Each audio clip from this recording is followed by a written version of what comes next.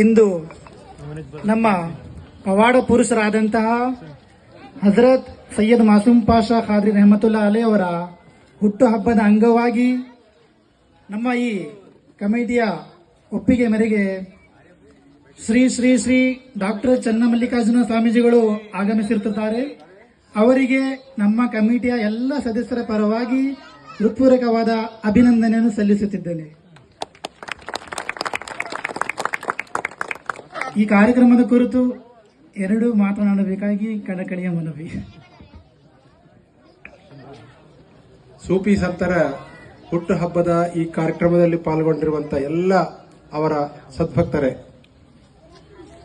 ಈ ಕಾರ್ಯಕ್ರಮ ನೋಡಿ ಬಹಳಷ್ಟು ಸಂತೋಷವಾಗಿದೆ. ಹೊನ್ನಾಳಿ ಹಿರೇಕಲ್ಮಠಕ್ಕೂ ಮತ್ತು ನವಾಬರಿಗೂ ಅವಿನಾಭಾವ ಸಂಬಂಧ.